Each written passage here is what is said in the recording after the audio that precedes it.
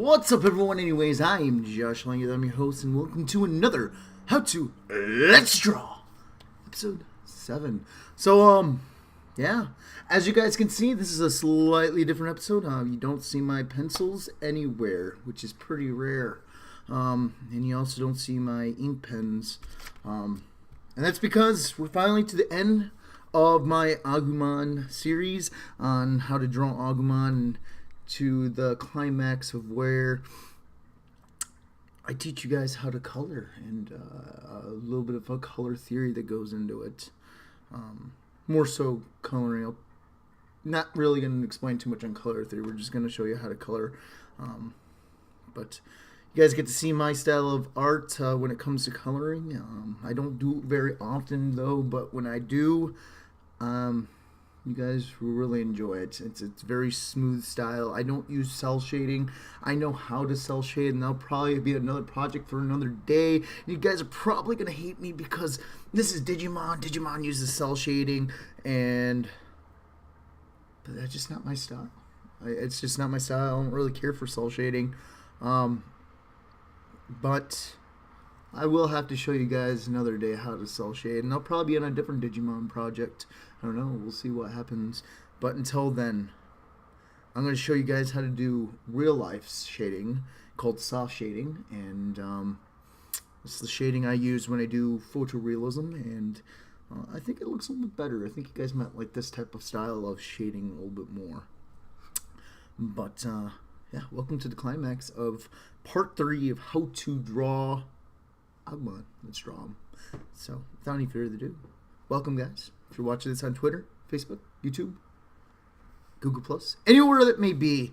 Anyways, guys, if you guys get a chance to, hit me up on my YouTube, where you guys can see anything and everything that I've done so far on all my drawings of how to Let's Draws, and much, much more. And, yeah, without any further ado, let's get going. Okay, guys, so, yeah, so as you can see, here's all the colors I have, and the brand I'm using is called Prismacolor pencils. These are the leading brand of color pencils that are out there. Now, you do not have to use Prismacolor pencils, guys. They are very expensive, very, very, very expensive, but because they are a very well-known brand, that's why they're expensive. Prismacolor pencils are a very very chalk-like texture to them, which is hard for them to produce, and so which is causes why each pencil is about $1.30 or something like that. You do not have to use Prismacolor pencils, guys. If you have to, and that's how I started. This is how I started when I started coloring. I use Crayola. For a box of Crayola, like a 350 pack, you're looking at, $10, maybe 20 if you get unlucky, or if you live in New York. Hint, hint. No, I'm just joking. But yeah, it's very cheap to buy Crayola, and the reason why Crayola is so cheap is not because they're not a good brand. They're not the most respectable brand, but the reason why they're not so expensive is because they're wax based. They're like crayons, and so they give you a very glossy finish. Unlike Prism, where they're clay based and they're very hard to make. But yeah, compared to the Prismacolor pencils, which I'm going to be using in Crayola, which I do have some in here right there. Take a look at my studio video. You'll see what I'm talking about on YouTube. Oh, by the way, I'm Jarco the 12 if you're looking for that. JARCOTHE 1 and 2. But yeah, it's just a box of Crayola is maybe $10 for like 350 colored pencils, maybe 20. Just determines where you're going, if they're on sale or not, right? But a box of 175 of these Prismacolor pencils is $150. Big difference. Big difference. And that's because Prismacolor pencils are used in the professional field. And this is semi-pro. I mean, obviously this is going on YouTube, so it has to be professional, but even though I'm not selling this work and making money, since this is, Bandai Namco's and Taiyo Animations, I can't make money off of this, but but because it is semi-pro, I gotta show you guys how to do this properly. I'm gonna use my colored pencils that I know of that are gonna look best for you. But you can do it in Crayola pencil, and you'll get the same effect. I guarantee you will. The only slight difference is that one's gonna be harder to scan into a scanner, and that's gonna be obviously Crayola because it's wax based, whereas Prismacolor pencil you can scan into a scanner real easily.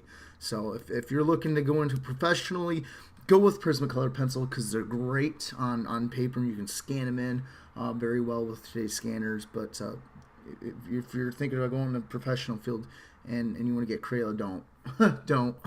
It's not good with digital stuff. So, but it's a good starting point, and it's good. I mean, you can also sell your work with Crayola. I sold work with Crayola before I started doing scan-ins and stuff. But because I have to do scan-ins, I'm gonna stick with Prisma for you guys. So yeah. Anyways, let's go ahead and go down a little bit more. These are my definitions of colors, my base colors for Agumon's colors. These pens are just to separate the colors. I got reds, or browns. These are just out of the blue colors out here. But the black I use to darken, the white I use to dim. Those two I do not use. I just pulled those out of the box because I always do. And this is a blending pencil. I will be using my blending sticks coming up here soon. But I didn't have room, so I didn't want to pull those out just yet until the ending. And then I use this sucker every now and then because Prismacolor pencil actually will come off, will erase, whereas wax-based Crayola color pencils will not. So, but these will erase slightly to a degree, not very well, but they will. And then obviously you got your eye colors, which are up here. And then I got my sharpener if I need be.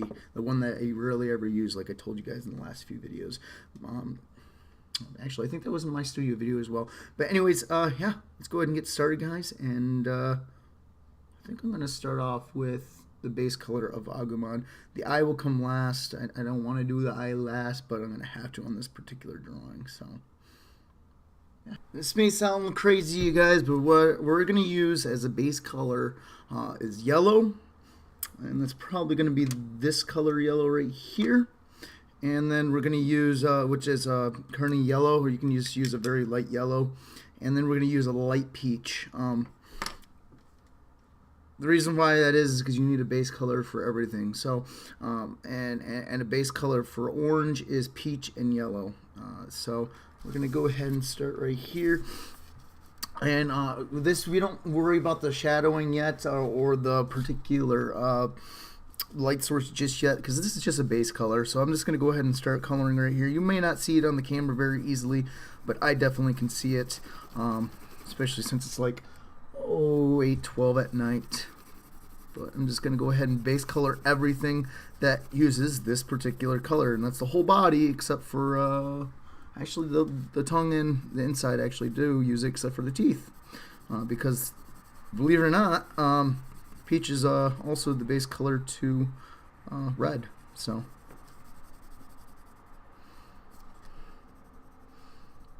a lot of times it's important to keep your pencil sharp. Usually when I do color, I keep them sharp, but this is just a base color for this particular drawing, so I'm not worried about that so much right now. So we're just going to go ahead and just throw down the base color.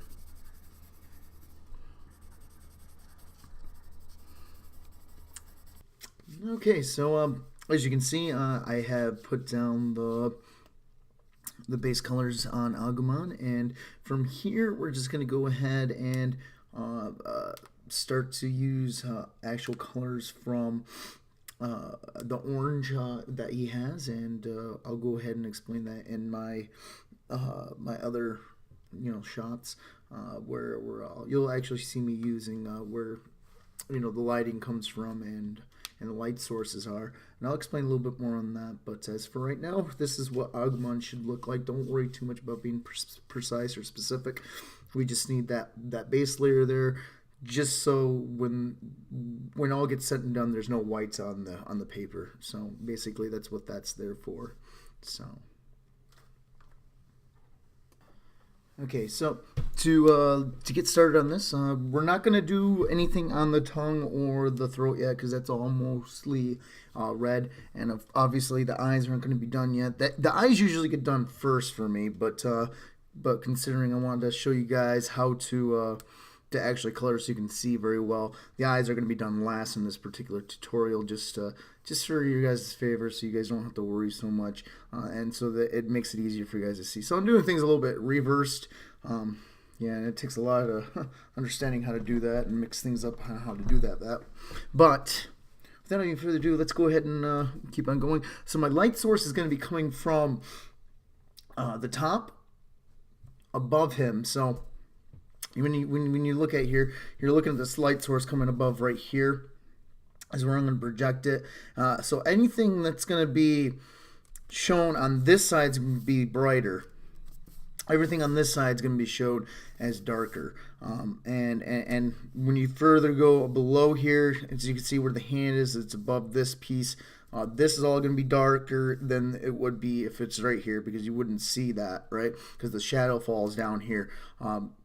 But yeah, the lighting also gets blocked off here, so it's also going to be darker in this particular area, because not only do you got a shadow here, you got the shadow here, and light gets blocked. So this right here should be the most darkest area in the whole entire photo. Now, also to go to say, the further away it is, it's also going to get darker too. So this is probably the most further away it is. So this is going to be the darker one, but this is going to be the darkest. But then when you get down to the foot, it's going to be a little bit more slightly lighter but dark at the same time. We got this one. This is probably the closest to the light source. So this will probably be the lightest. I'll show you guys a little bit going on right here.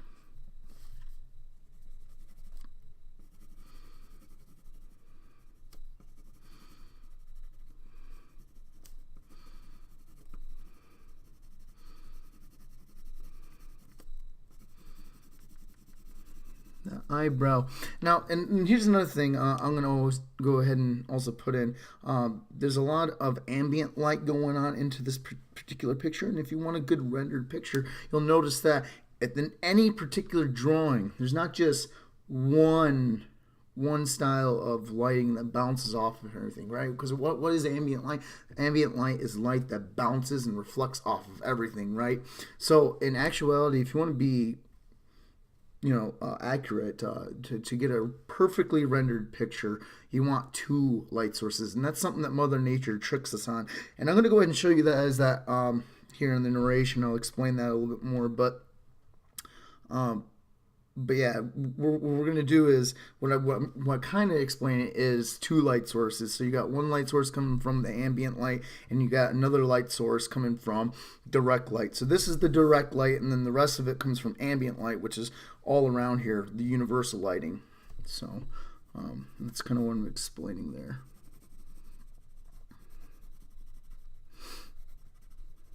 So this piece will be a little bit darker.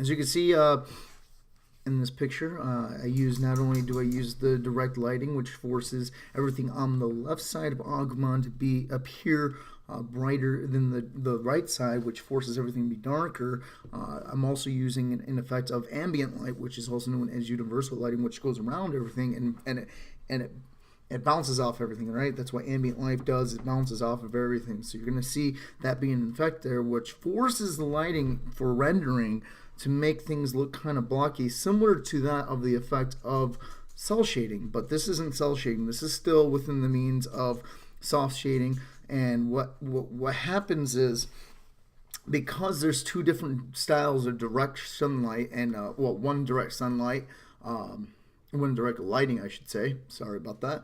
And you got one direct area of sunlight, which is ambient light. they collide and you get these shadows within a person, and when it's on the person, it clusters and it mixes, right? Not only that, do you have layers that are coming from his hand going downward as well, which causes another shadow to overblend, and that's why you get the effect of cells. But this isn't cell shading. This is, like I said, again, this is soft shading, and you'll see that more in effect when I put the other colors in. But if you've done it correctly and you keep in the basics of what your skills are, of what you've been taught, you'll notice that it should look relative to this particular picture. So now we're going to go ahead and layer on top of that the Spanish orders that we used earlier, and we're going to go and basically from here on out until it gets dark enough to where I want to, and I'm probably just going to jump from here to the last step on his body piece before I go on the other ones.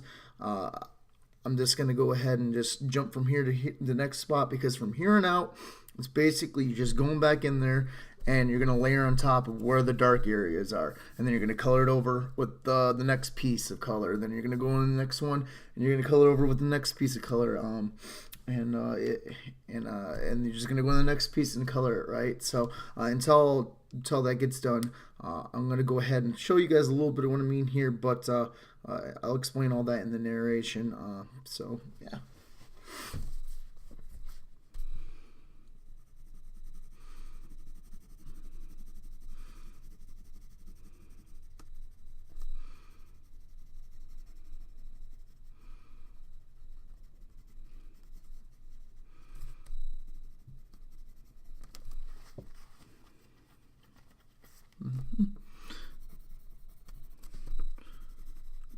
Remember, all we're doing is just making sure where the darks are the darks, and wherever connects to where the darks are, it's connected.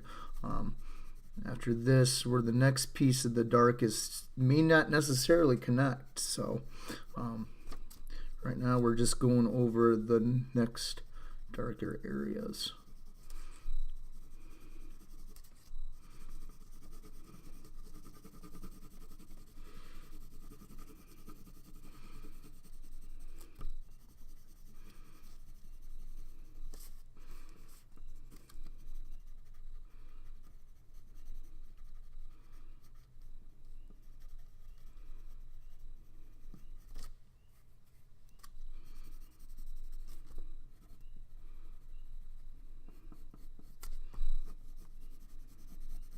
Alright guys, so the last thing we have left here after we get done with stage 5, which, like I said earlier, I kind of skipped over the predecessors because it's all just cut and paste. This is stage 5, as you can see very clearly. It's finished. The only thing I have left to do, other than all the other spots I got to do, which will basically be one more stage after this, will just basically be just me putting pink on certain areas in this drawing, and that's just to blush up the areas, mainly in the face, so it blends in well to make this look more of a popped up feel. It's basically, I'm doing this because it's in my own style. Obviously, if you look at this drawing, this coloring style is my style, and yeah, I mean this is called soft shading, guys. It's a very realistic style. So yeah, with the next narration, you guys will see that. As I actually go ahead and show you a little bit of it where I mean to put that. And there'll be just some highlights in like where the cheek area is. You guys might not be able to pick that up on the camera too well, but I'll show you in the narration. Hey guys, so like I said, from the last subject, as you see, this Agumon is finally finished, and the last piece we have in this next slide, you'll see, is that Agumon will have, obviously, pink cheeks. You might not be able to see it too well, but you can see that in the area of where the cheeks are, I put a little pink in there. I'm also put a little bit into the stomach area to blend in with the colors there too. Otherwise, I don't put any in the on the palm this time because they're away from the light. I always, if it was towards light, you would see more of a pink towards there, along with the feet. Feet have pink as well under the feet, but since you can't see any of those, I'm not going to add any. But just mainly the faces, you guys can see that I'm putting pink there. After this, I'm just going to skip over, obviously, to the other colors. You're not going to see any drawing here because it's the same process, just with different colors. And the picture will be finished after that. So, alright, so now we're going to go ahead and go to the other pieces, the body parts. I'm not going to go too in depth with it because obviously it's just the same thing, cut and dry, but just from here on, I'm going to do the mouth, the claws, and the eyes. So, just like we did with all the other ones, we're going to go ahead and start with the lightest color, and we're going to go from there. Obviously, the mouth has pink everywhere, so we're going to go with pink on everything.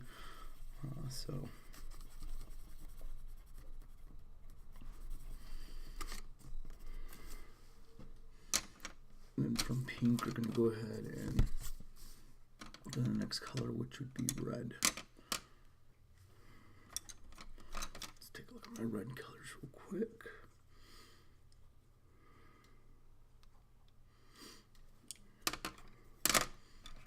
This one would be the crimson red.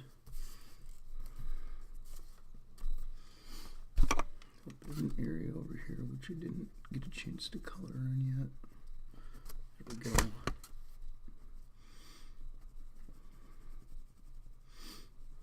And since a lot of this in here is actually doesn't see the light, it's all going to be really dark. So there's not going to be much shading going on in this particular area of the drawing. So just bear in mind because the light doesn't hit it.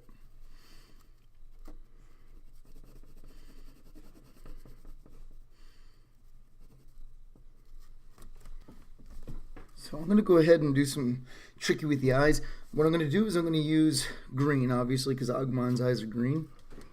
And then what I'm going to go from there is I'm going to use orange's opposite color, blue, which would become a focal point and draws your eyes to move towards the eyes of the drawing. So, and you're going to see a little bit of that blue, but what that blue is going to do is going to become a focal point for Agumon's eyes. And that allows the drawing to become focused on that particular area by using that blue. It's going to be a darker blue too. I think actually I'm going to use marine blue. It's the particular color.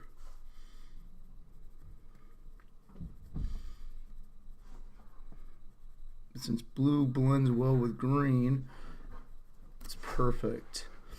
But what that blue is going to do is, like I said, it's going to force the eyes, your eyes, to be in a focal point to Agumon's eyes.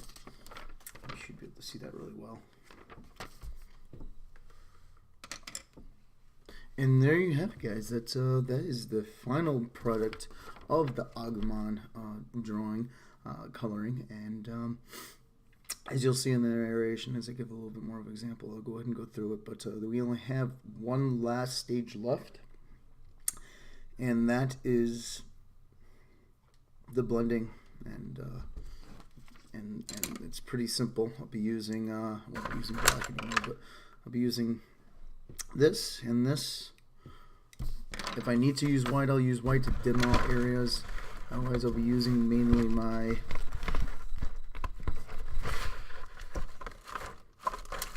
stencils in here. I'll actually go ahead and show you guys that. Blending stencils. So, yep. And this is, like I said, the final step of Agumon's coloring. And what I'm going to do here is I'm going to use the white Prismacolor color pencil that you saw me using earlier. I'll be actually putting that to blend the grays in to make them a little bit duller than they are, because obviously the claws are not supposed to be all that that gray, and then the teeth are obviously not going to be that gray, but I have to have the gray there for realism. So, and then I'll be using the clear blending stick to cover most of the drawing and blend most of the colors in, and the stencils will be the final blending, and that will be where I do all the heavy blending. So, and there we have it. So the last thing I'm going to do are these little stencils, and I'm probably just going to do a really big sweep with this big one right here. What you want to do, make sure get it all off of there before you blend stuff with your stencils, because you like to show up on other drawings. Because it gets it. Right now, all I'm going to do is I'm going to go ahead and do this to the rest of the drawing. Just make sure everything got blended in properly. Basically, it's not really changing up everything. What I'm doing is to make sure the whole drawing got smoothened out, and that's basically all I'm doing here, is just smoothing everything out. Make sure all the drawing looks smooth.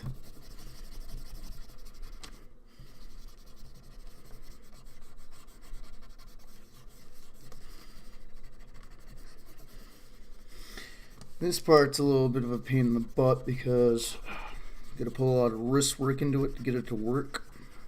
So bear with me, guys. But this is the final stage. We have come to the ending of this tutorial. Okay. There we have it with that piece. Let's go ahead and get this piece in here a little bit more blended with this particular stick here.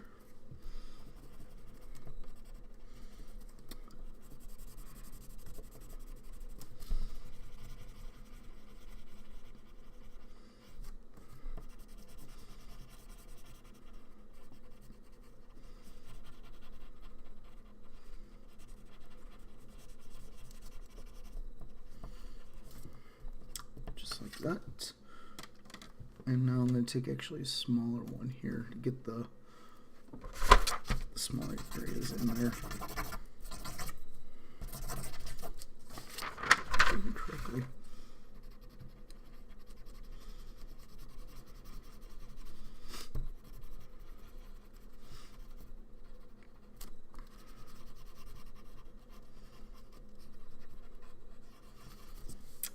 And there we have it, guys.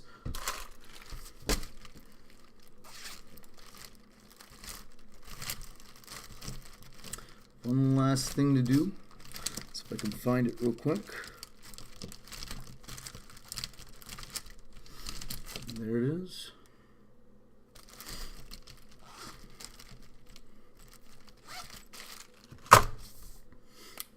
That's simply to do this.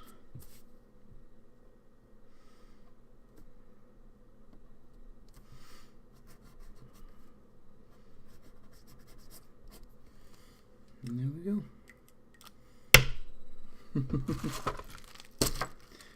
Anyways, guys, yeah, I'm going to go ahead and explain a little bit this more on the narration, but yeah. And there you have it, guys. That is Agumon, and hopefully you guys like this tutorial, and yeah, if you guys have any questions, concerns, hit me up, guys. I'm on Facebook, Twitter, YouTube. You know, especially you guys on Facebook. I know a lot of you are a lot of my regulars are on Facebook. Hit me up on my YouTube. I have a lot of videos. You can go back to watching a lot of the older ones I made, and a lot of other videos I have up there that I've uploaded that pertain with a lot of my artistic abilities. But anyways, I'm your host, guys, Josh Langworthy. If you want to look at my YouTube, that's Jark with a 12, JARCOTHE 1 2, and then I'll have that in the description for you guys. But yeah. Peace out, guys. Bye.